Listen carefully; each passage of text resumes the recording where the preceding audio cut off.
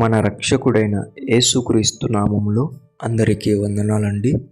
ఈరోజు దేవుని మాటలు హెబ్రీయులకు రాసిన పత్రిక 12వ అధ్యాయం 5వ వచనం. నా కుమారుడా, ప్రభువు చేయు శిక్షను తృణీకరించకుము. ప్రియ దేవుని బిడ్డలారా, మనం చేసే పొరపాటు ఏంటో తెలుసా? దేవుడి నుంచి ఆశీర్వాదమును మేలులు మాత్రమే ఆశిస్తాం. ప్రభు మనల్ని హెచ్చించాలనుకున్నప్పుడు కొన్ని మనకు ఎదురవుతాయి. దానిని శిక్షగా మనం అనుకుంటాం, దాన్ని తృణీకరిస్తాం.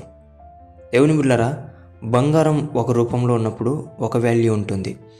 ఆ బంగారాన్ని కాల్చి ఒక అందమైన రూపానికి తెస్తే దాని వాల్యూ పెరుగుతుంది. అలాగుననే దేవుడు నీ వాల్యూ పెంచాలనుకుంటున్నాడు.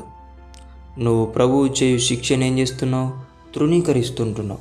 నాకొద్దు ప్రభువా, నేను ఇక్కడే ఉంటున్నా అంటున్నావు. ప్రభువు నిన్ను హెచ్చించాలని ఆశపడుతుంటున్నాడు.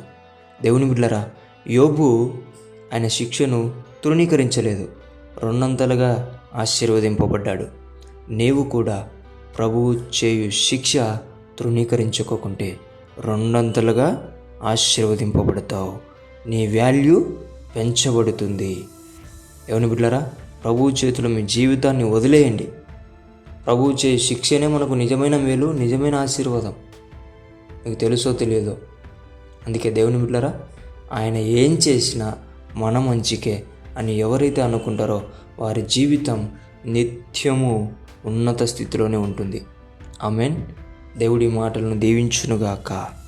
ప్రార్థించుకుందాం. దేవా, మీకు వందనాలు, స్తోత్రాలు. తెలుసో తెలియకో నీ బిడ్డలమైన మేము నీ శిక్షను తృణీకరిస్తూ ఉంటున్నామేమో. మమ్మల్ని క్షమించండి నాయన. నీ శిక్షను తట్టుకునే శక్తిని దయచేసి నీ శిక్షలో మేమందరం ఎదిగే బిడ్డలుగా కృప చూపించి మమ్మల్ని నీలో పెంచమని యేసు నామములో ప్రార్థిస్తున్నాం తండ్రి. ఆమేన్.